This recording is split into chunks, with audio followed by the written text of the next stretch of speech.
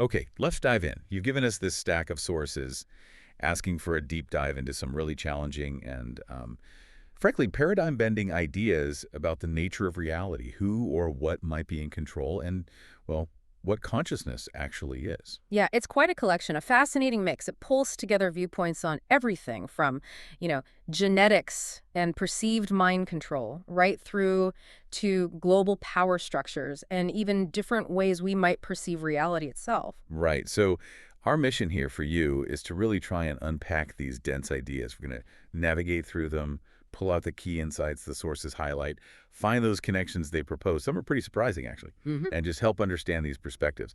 And, just to be clear up front, we're exploring what's in the sources. This isn't us saying this is the absolute truth. Absolutely. Think of it like we're putting on a specific lens, looking at the world through the framework these particular sources are describing. And what jumps out straight away is this underlying suggestion that the reality we normally perceive might be, well, incredibly limited. And that limitation might not be accidental. Exactly. That our perception itself could be deliberately shaped or influenced. That's the hook, isn't it? The idea that our experience isn't just happening to us, but might be actively defined for us. Hmm. So let's follow that. One really striking claim you see running through these sources is this notion of an anti-human agenda. Mm-hmm.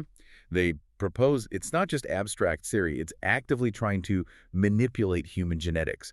They point specifically to interventions they call jabs, with this claimed goal of making humanity more synthetic. Yeah, the sources frame it as a kind of fundamental attack on our biology, pushing us towards something, well, less organic, less inherently human, supposedly as part of this bigger agenda they're outlining. And how would you even begin to control a population like that? The sources really lean into this idea that the world we experience operates like a simulation. Right. They explicitly mention films like The Matrix, claiming those movies actually got the core idea, right? This concept of a constructed reality. And what's interesting is how they link that simulation idea to the mechanism of control. The sources argue that repetition is one of the most powerful tools for mind control. Constantly reinforcing the rules. Yeah, the boundaries of this perceived reality. It's that relentless messaging, isn't it? Everywhere, telling you what's real, what's possible. Hmm. And against this backdrop, this idea of potential simulation and control, the sources then propose something else is happening, a conscious awakening. Oh, okay. They suggest recent global events, and they seem to imply the COVID era specifically acted as a kind of catalyst, pushing people to start questioning things they maybe just accepted before. Right, accepted without thinking. And this awakening is described as a shift. The sources draw a contrast between consciousness being sort of imprisoned in the five senses, only seeing the physical world, Yeah. and one that's expanding into the great infinity of consciousness, Hmm. becoming aware of things beyond just those physical senses. And the point they're making is, when your awareness expands like that, things connect. Stuff you thought was separate. Suddenly you see patterns. Exactly. The sources say you start seeing the picture and not just the pixels. You recognize the larger patterns playing out. And what fuels this? What starts the awakening? They really emphasize the simple act of questioning. They draw this clear line between reacting subconsciously, the nodding dogs analogy they use, just Yeah. automatically obeying, Right. and consciously interrupting that, stopping and demanding, give me the frickin' evidence. It's that pause, that moment where you stop the automatic yes and ask, hang on, show me the proof. Does this actually add up? And the sources argue this is easier now than maybe ever before. They connect it back through history. Look, governments, media, they've lied before, right? So why suddenly trust them now, especially when, according to these sources, recent narratives had glaring inconsistencies? They even say the narratives became so insane and ludicrous that questioning felt super easy. Yeah, and they use that vivid analogy. Remember the road rage one? Oh, yeah. Getting totally lost in it, then later thinking, what on earth was I doing? Exactly. They predict that people who just went along during recent events, who bought it, without question, will eventually look back and have that same feeling. What was I bloody doing? It was so obvious it was a scam. The difference being whether you demand the evidence at the time or only see it in hindsight. That seems to be the claim. Okay, so building on that. Yeah. The sources strongly argue that human life is, at its core, a perceptual download. Right. The information we receive shapes our perceptions, and then this is key. Those perceptions dictate how we behave. And this download starts early, they say. Oh yeah, from birth. First parents, then school with its state curriculum, which they claim is designed to serve the state, not necessarily the individual. And it just keeps going. Relentlessly, apparently, through media, institutions, Wow. all reinforcing this particular desired view of reality. And that constant repetition from media, from academia, that's what cements it, according to these sources. They make a distinction, don't they, between everybody knows that and realizing everybody's just been told that. Mm-hmm. And accepted it without checking. They use a really powerful metaphor for this, the postage stamp consensus. Right. Explain that. It's described as this deliberately enforced, incredibly narrow band, a narrow band, of what's considered real or possible. The idea is to keep people confined within that tiny frame. So they don't even consider looking outside it. Or if they do, they're programmed to immediately dismiss anything outside that band as impossible or ridiculous. That's how the system works, according to this view. Okay, and a big part of staying in that box is fear. A huge part. Specifically, the fear of what other people think. The sources see this as a major prison, stopping people from speaking their truth. But they offer a counter. Yeah, the importance of self-respect. Posing that question. If I don't tell them what I really think, what will I think of me? So self-respect is the foundation for resisting that pressure to conform. Exactly. They link this directly to rejecting what they call the woke mentality, which they claim pushes groupthink through fear of judgment and abuse, rather than celebrating individual uniqueness. It's that pressure to join the groove, or else. And they use that classic Orwell reference, 2 and 2 equals 5, to illustrate how narratives they see as absurd can be forced on people. What's their recent example? They point to the claims around the fake vaccine, that's their term, saying it doesn't stop transmission, but was mandated to protect others. They see that as demanding belief in something that contradicts obvious reality. And the awakened mind, in their view, just insists 2 plus 2 is 4 and refuses to play along. Pretty much, yeah. That's the gist of it. Okay, so if our perception is being programmed, as these sources claim, who's doing the programming? This leads into their idea of two worlds, right? Exactly. There's the everyday world most people live in, and then there's the world of what they call the global cult. And they visualize this cult as a spider's web. Yeah, that's the metaphor. The spider operates largely unseen, in the hidden center, generating this global agenda which then filters outwards.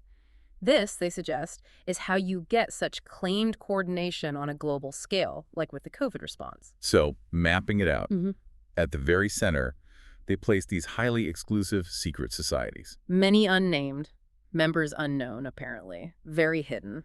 Then moving out. You get to the known secret societies, groups we might have heard of: Freemasons, Knights of Malta, parts of the Jesuit order, Opus Dei.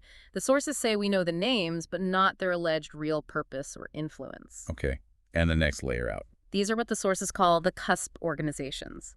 These groups are supposedly the bridge. They take the agenda from the hidden center and project it into the visible world, making it seem like things are just happening organically or disconnectedly. Which groups do they name there? They list quite a few: Bilderberg Group, Council on Foreign Relations, Trilateral Commission, Club of Rome, which they claim was specifically set up to use environmental issues to push for global centralization. They also include big global bodies like the UN and the World Health Organization.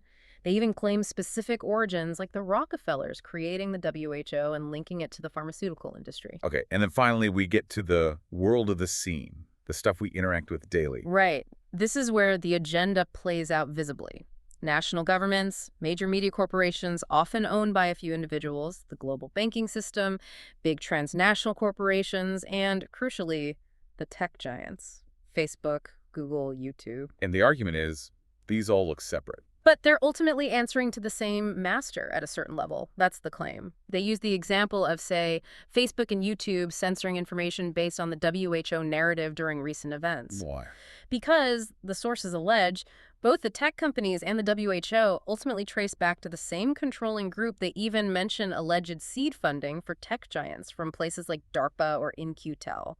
So this whole structure, this web, is how they maintain secrecy and control the information flow.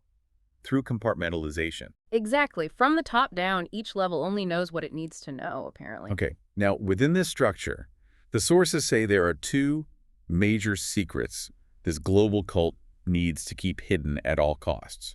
What are they? The first one is where the world is actually being taken. Which they describe as a global fascist dictatorship. Pretty stark terms, so extreme it would make George Orwell wince. This is the end game they label the Great Reset or a Hunger Games society. And how is this achieved, according to the sources? Through deliberate disruption, what they call creative destruction, tearing down the old systems, and also using the problem reaction solution technique. Explain that again. They claim the cult engineers a crisis or chaos, and that's the problem. Then they wait for the public outcry, the demand for something to be done that's the reaction, and then they step in with their pre-planned solution. Which always moves things closer to their ultimate goal. Exactly. Always more centralization, more control.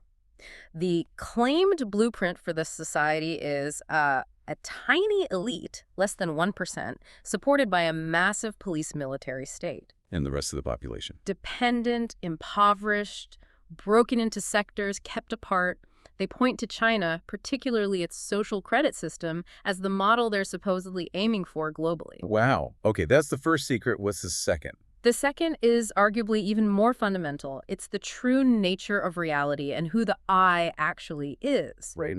They claim reality isn't external and objective. It's fundamentally a simulation experienced in here within consciousness. Again, the matrix comparison To the body. is like a biological computer processing information from the five senses to create our perceived reality. But the real you, the I, isn't the body or its labels. Who is it then? It's consciousness itself, the observer having the experience of the body, the experience of being male, female, a certain race, having a certain job, all those labels. And the cult needs people to identify only with the labels. Absolutely, according to these sources, because the labels and the body operate within the five-sense simulation.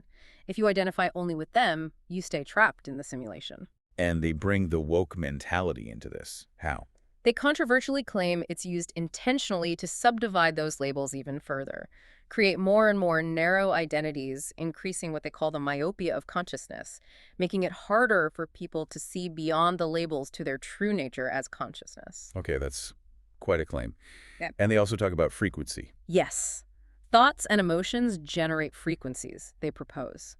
This creates a sort of perceptual frequency field around you. And this field interacts with reality. It interacts with what they call the underlying field of possibility and probability. So limited perceptions identifying with labels, being programmed with fear, manifest limited, fearful experiences. Whereas expanding your consciousness. Re-identifying as consciousness itself, beyond the labels, allows you to interact with that field more broadly, leading to more synchronicity, manifesting greater possibilities. The sources literally say the cult is after your perceptions. Because your perceptions create your experienced reality, in their view. That's the argument, yes. Right. Now, let's zero in on one of the most direct and controversial applications of these ideas in the sources.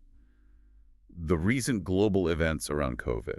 A central claim is, well, pretty stark. Extremely. The claim is flat out, there is no virus, meaning SARS-CoV-2 as it was presented. They argue the whole thing was a scam based entirely on getting people to believe in the virus. And how is that belief manufactured, according to them? Two main things. Relentless global media repetition, just hammering the message, and, crucially, what they describe as the deliberate misuse of the PCR test. They mention the inventor, Kary Mullis. Yes, citing him, saying it wasn't suitable for diagnosing infectious disease, that it could amplify tiny amounts of material, make some things out of something, as they put it. They also point out his death just before things kicked off as convenient for those pushing the narrative. And the deaths attributed to COVID. Often re-diagnoses, they claim. Flu, organ failure from treatments like remdesivir, things that were happening anyway, just relabeled. They asked that provocative question, where did flu go? Implying it was just rolled into the COVID numbers. Right. And then the jabs, how Yep. do the sources frame those? Not as vaccines in the traditional sense. They call them fake vaccines with supposed dual purpose, mass depopulation, and genetic transformation. What do they claim is in them? They list synthetic genetic material, mRNA, which they claim is designed to alter DNA frequency, acting like a receiver transmitter, but also suppressing consciousness and awareness, and also toxic nanomaterials, specifically naming graphene. That sounds intense. How do they explain the rollout? Not everyone dropped dead immediately. They propose a kind of tiered system. Some vials, they allege, just contain saline solution, maybe for public figures or photo ops. Others contain the bad stuff, designed to be self-replicating or have a delayed cumulative effect to avoid obvious immediate mass death. And the claimed side effects. They list a whole range. Aggressive cancers, immune system collapse, heart problems, sudden deaths, pointing especially to athletes. And a key point they make is why people who didn't get the jab were targeted or demonized. Yes. They argue it's because refusing to comply showed independent thought. It showed they could think for themselves, which makes them a problem for this cult that demands obedience. And the mandates targeting specific groups, military, police, healthcare. Deliberate, they claim. To remove critical thinkers from key positions, sow chaos. Linking back to that order out of chaos idea. Create problems to bring in solutions. What about all the talk of variants? Computer creation, the sources claim. Basically variants of computer code, not real viruses evolving naturally. With the narratives dictated down the hierarchy from groups like the WHO. It all comes back to that pyramid structure, doesn't it? Imposition from the top, requiring acquiescence all the way down. And the way to break it, they propose, is individual. Stop acquiescing. Demand evidence. Okay, so wrapping this up, let's look at the end game presented in these sources, and crucially, the proposed way out. What's the ultimate goal of this great reset? The final aim, they claim, is to merge the human mind, human consciousness, with artificial intelligence. Creating what?